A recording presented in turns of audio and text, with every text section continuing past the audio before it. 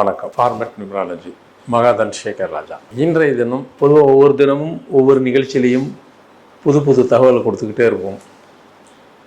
இது கடந்த 30 வருடமாக செய்கிறேன். 39 வருடம் அதில் இருந்தால் கூட 30 வருடமாக மீடியா மூலிமா ஏதோ சேனல் ஏதோ ஒரு இது மூலிமா இது மாதிரி தகவல். அதுக்கு முன்னாடி மேக்சினில் கொடுத்துட்டு இருந்தேன். இப்போ ஏதோ ஒரு சேனல் யூடியூப் தான் இப்போது வேர்ல்டில் நம்பர் 1 ஆயிடுச்சு இல்லைங்களா. ஏதோ ஒன்று கொடுத்துட்ருப்பேன். மரம் வளர்ப்பது நல்லதா? அதை ஒருத்தர் கேட்குறாரு. சார், இயற்கையில் மரம் வளர்க்குறதுக்கு நான் இப்போ சும்மா ஒரு இது கொடுத்தேன், தயவுசெய்து யூடியூப்பில் சொல்லுங்கள் சார். இப்போ என்கிட்ட சொன்னீங்கன்னா கூட என் ஒருத்தன் நீங்கள் தானே கேட்டீங்க என்ன? இல்லை கண்டிப்பாக சொல்லுங்கண்ணே. அதில் என்ன இருக்குது, ஏற்கனவே சொல்லப்பட்டது தான். இப்போ கொஞ்சம் இன்னும் அதை ஒரு டெஃபினிஷன் நல்லா புரிகிற மாதிரி சொல்கிறேன். மரம் ஏன் வளர்க்க சொல்கிறோம், ஏன் வளர்க்கணும் அப்படிங்கிறது நீங்கள் விஞ்ஞானமாக எடுத்துக்கிட்டாலும் சரி, மெய்ஞானம் எடுத்துக்கிட்டாலும் ரெண்டு மிக்சட் அதுக்குள்ளே இருக்கும்.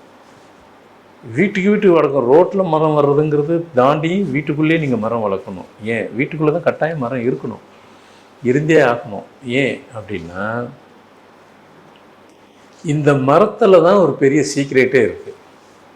இந்த கார்பன் டை ஆக்சைடு நம்ம விடுறோம், அது நம்ம கிடைக்கிது, அதை சேர்த்து வச்சு திருப்பி கொடுக்குது, அதெல்லாம் அது விஞ்ஞானம், அது இருக்கட்டும், அதெல்லாம் உண்மை தான்.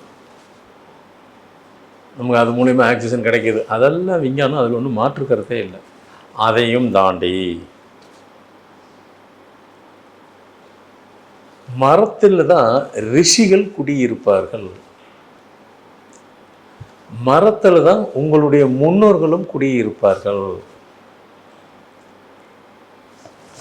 இது உண்மை, நிச்சயமான உண்மை. இது என்ன சொல்கிறது, எல்லா விஷயத்தையும் நம்ம தான் நிறைய விஷயங்கள் சொல்கிறோமே, எல்லா ரகசியத்தையும்.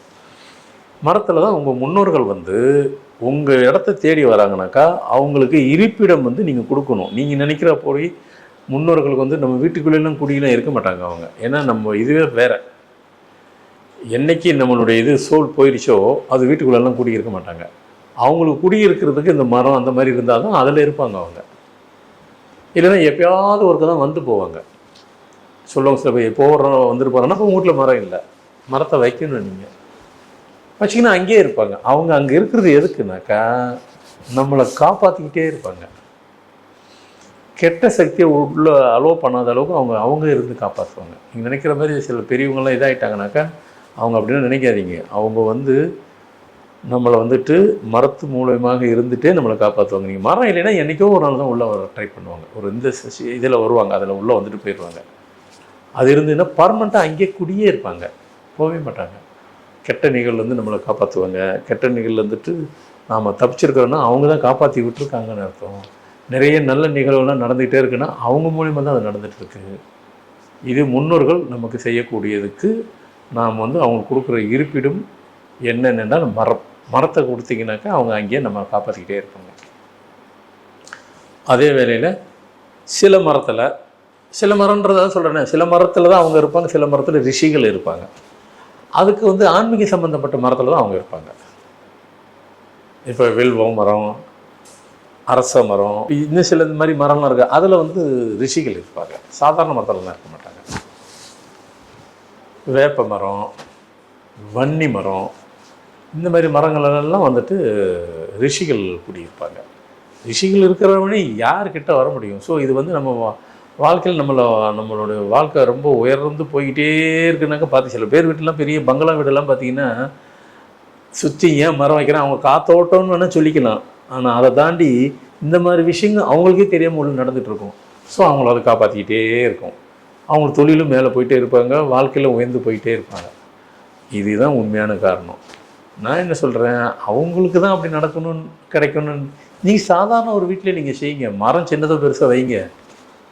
இப்போ தெரிஞ்சிருக்கும் மரம் அவசியம் ஏன் வளர்க்கணுன்ட்டு. அதனால் நிகழ்ச்சியை பார்க்கும்போதே ஆஹா, மரத்தில் இவ்வளோ விஷயம் இருக்கா? எஸ் இருக்குது. இன்னொரு நிகழ்வில் வேறு இதில் சொல்கிறேன் உங்களுக்கு. என்னென்னாக்கா இந்த செடிங்கள்லேயே என்னென்ன செடி வளர்க்கணும், வளர்க்கக்கூடாதுங்கிறது.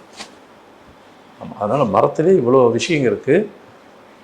இதில் என்னென்ன மரம் வளர்க்கணும் வளர்க்கக்கூடாதுங்க. தென்னை மரம்லாம் வளர்க்கலாம், அதுக்கு ஒன்றும் இதுவே கிடையாது. சரிங்களா? அது மாதிரி சொல்கிறோம். அது இருக்குது. நல்ல மரமாக பார்த்துட்டு வீட்டுக்குள்ளே நல்ல ஒரு மரம் நல்லத்தை வளர்த்துக்கு உண்டான காரியத்தை சொல்லிவிட்டேன். ஸோ எல்லாத்துக்கும் யூஸ்ஃபுல்லாக இருக்குன்னு நினைக்கிறேன். நன்றி, வணக்கம். இந்த வீடியோ உங்களுக்கு பிடிச்சிருந்தா லைக் பண்ணுங்கள், கமெண்ட் பண்ணுங்கள், ஷேர் பண்ணுங்கள், சப்ஸ்கிரைப் பண்ணுங்கள்.